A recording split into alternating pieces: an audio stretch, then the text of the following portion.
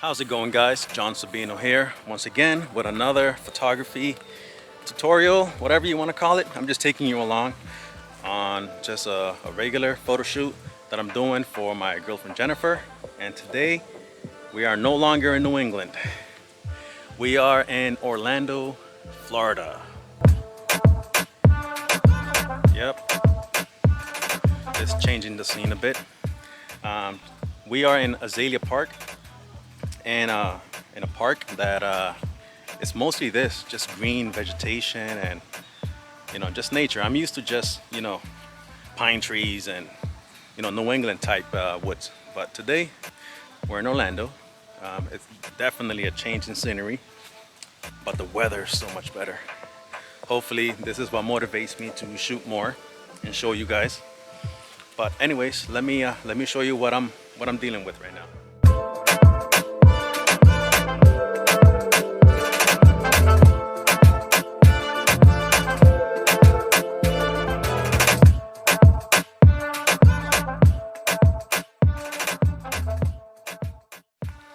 Alright, so since it rains every single day at 2 o'clock here in Florida, we're gonna have to rush through this.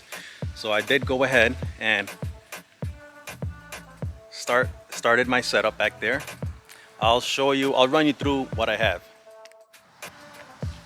Alright, here's what it is. I am shooting on my 5D Mark IV with the Sigma 50mm 1.4. This is my Westcott trigger. Let's go over to the softbox. Here you have a Westcott Octa M. It's 36 inch.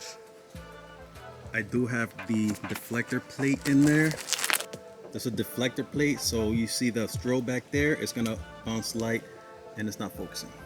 Bounce light off of that deflector plate back onto the silver, and then out through this diffused sheet in front of the softbox. I'm shooting with the FJ400.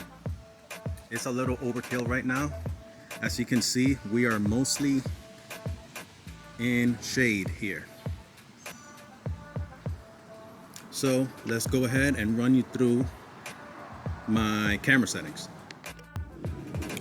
Okay, I did cheat a little bit. I know this is supposed to be a tutorial, but we're in a rush because we do feel the rain coming. So I have my light set at 3.5 power. I have my settings at 1/250th. That's basically the limit for this camera to shoot, not being high-speed sync. So anything after, actually I think it's 200. Anything after 200 is gonna have to be a high-speed sync shot, meaning that I'm gonna have to power it with the softbox. So bear with me, f 1.4, ISO not 100, ISO 50, just because I'm trying to darken the background. I'll show you what that looks like.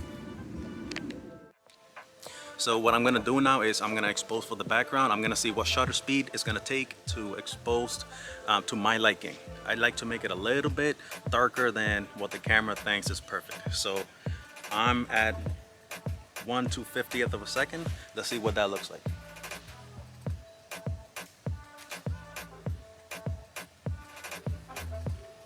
Alright, I don't know if you can tell there, but the background seems a little bright. Or not, I think it's just on the camera. But I'm gonna leave that background. Now I am going to turn on the strobe. And now I'm basically just gonna guess on the setting. I'm gonna start at like, it's a guessing game at this point. I'm gonna put it at 3.5. Okay, I just put it at 3.5. Let's take a quick shot. These don't count. Usually I tell them the first shots don't count. I'm just calibrating like the colors and stuff. Not the colors, the exposure. So now I'm basically balancing out the background and balancing out the light output from the softbox onto the subject. So let's take a shot. Let's see what that looks like.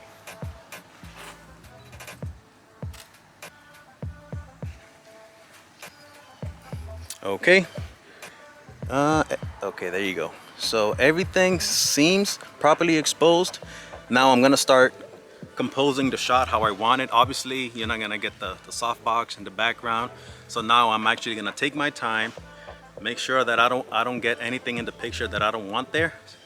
This is the Florida thing, you see? I'm just talking and I'm losing calories. Anyways, we probably got like another 5 minutes before the rain drops. So let's get to shooting. Okay, babe. So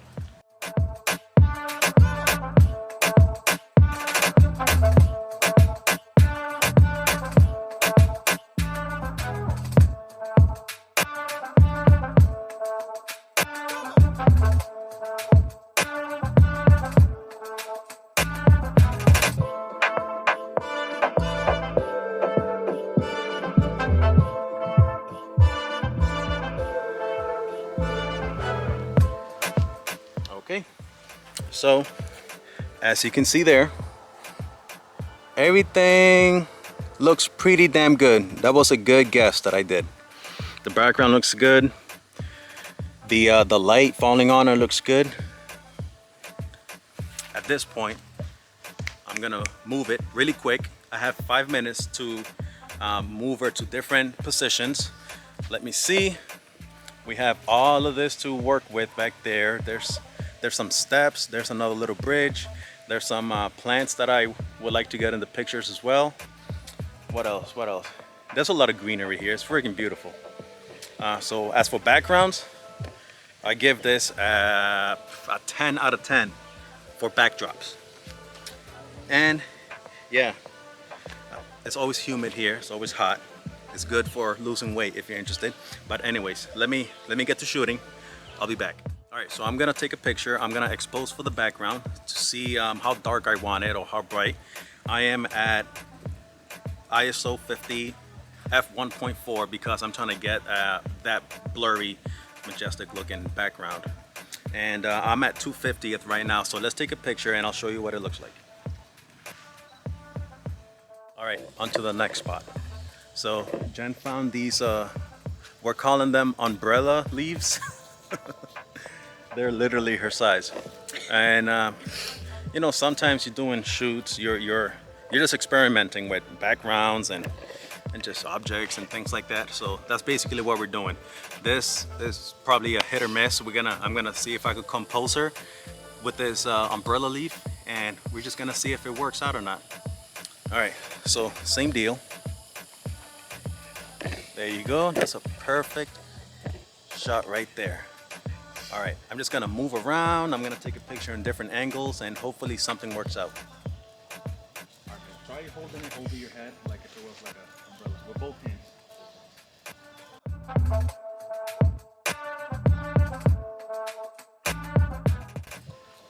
So if she's giving you that uncomfortable, awkward look, it's probably not gonna work out, but we're gonna do it anyways because you never know.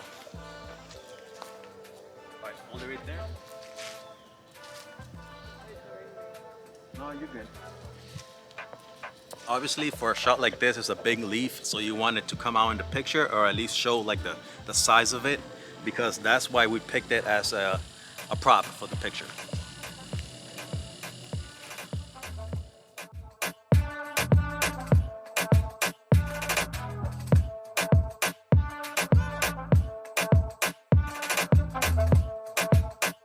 So, it's like a hit or miss because we have like that big bright spot on top of the leaves, and at the same time I don't want to be messing with my settings because it's gonna throw off my light. So it might be one of the final images, it might not. We'll see after I do the editing, see if I could recover some of those highlights on top of the leaves. But yeah, on to the next one. So the next shot, all we did was do a 180 turn around, and there was our next spot. That's a good habit to fall into. You don't have to be walking across to the other side of the park or location where you're at. Just turn around. Your next shot is probably right behind you. So that's what we did. So these plants right here are in the shade. These are not. So we're gonna use the shade for the shot because we don't want the light, the natural light, affecting our final exposure, because if I shoot in the light, that's an additional light that's going to be falling on the subject and it's going to be overexposed. These mosquitoes are everywhere and they're eating me alive. But we're gonna get to shooting. I'm surprised it hasn't started raining yet. But okay, what am I shooting at? I'm still shooting at the same original settings that I was shooting earlier. So let's compose around here. This doesn't have to be technical. Once you get the settings, just start moving all over the place and that's it, and you're done for your shoot. Don't overcomplicate things. Dial in your settings in the beginning, take a few test shots, and that's it. It's like shooting natural light. Actually, natural light would be a little more difficult because you will constantly have to be moving up, adjusting your shutter speed and your ISO or whatnot. So let's continue here.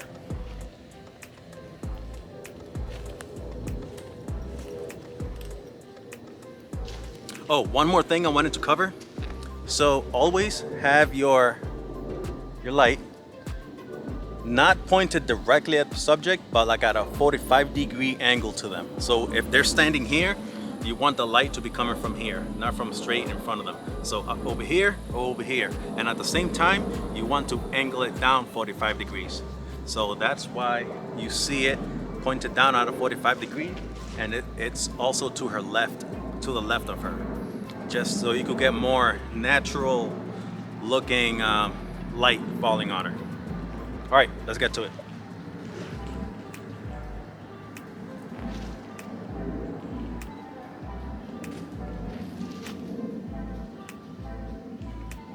Okay, so the scene is getting brighter.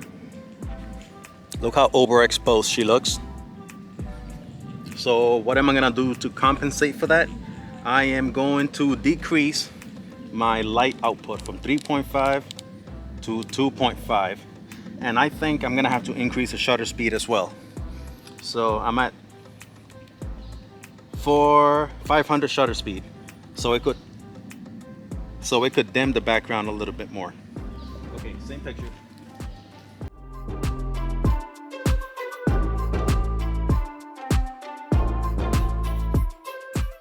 It's pretty well exposed. I will have to like brighten up some certain spots on there. And yeah, I say the settings are good. I'm just gonna move her around a few more times and call it a day. So since I'm using those plants as the prop, I wanna try to make the shape, the pattern, or whatever it is that the prop is, I'm gonna try to use it to my benefit in the picture, just to add basically accessorize the picture even more. I don't want it to be too distracting because my main subject is her. I'm trying to make her look as good as possible, but at the same time, if we're using this specific plant, I wanna be able to put it in the picture as well. And that sound is cicadas. Look them up, they're annoying.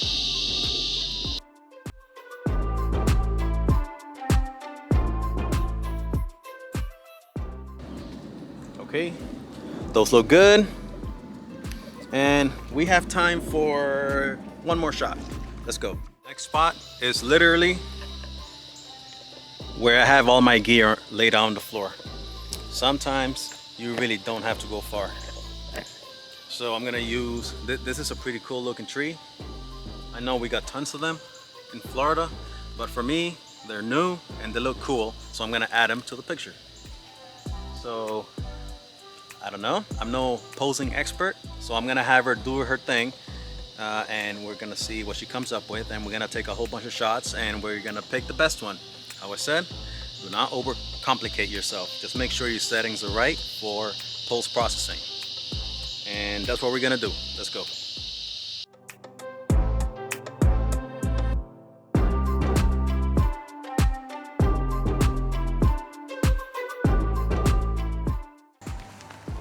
Okay, so the scene started to get a little dark. The example I'm showing you here on the camera is not doing a good job of showing you that. It's showing you that everything is bright.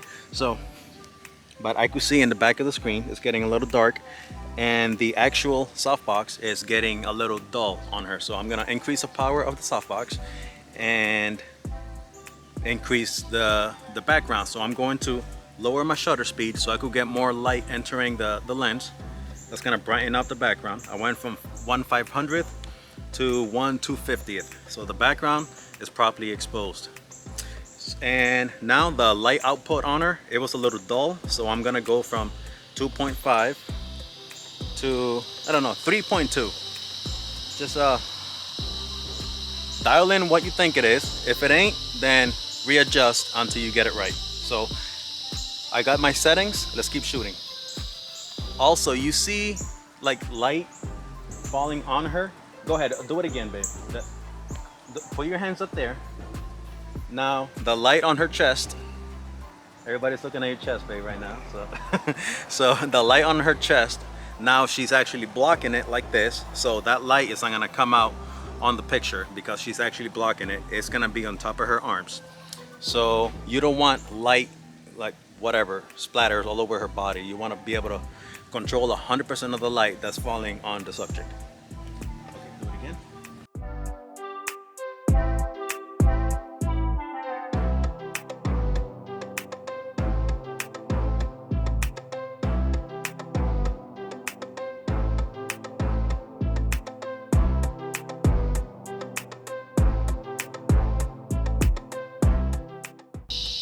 All right, so what I did there was I moved the softbox so the light is not hitting the tree itself. It's not illuminating it, it's illuminating most of her. So not the tree, her. So obviously, you know, I'm always seeking the shade. That's why she's over there. Yeah, that doesn't look like a comfortable tree. Imagine sliding down that tree. All right, let's keep it moving. This is gonna be the final shot and we're gonna take off. So I'm gonna take my shots and then at the very end of this video you're gonna see all the final post-processed images, the final images, the final results. So far it did look like a good outing. It's taken me what, 20 minutes, about 20 minutes, 15-20 minutes to make this video and take all these shots. It does seem a little rushed, but it looks like it's turning out pretty good. So, all right, this is John Sabino Photography checking out. Thanks for watching. Say bye, Jen. See ya.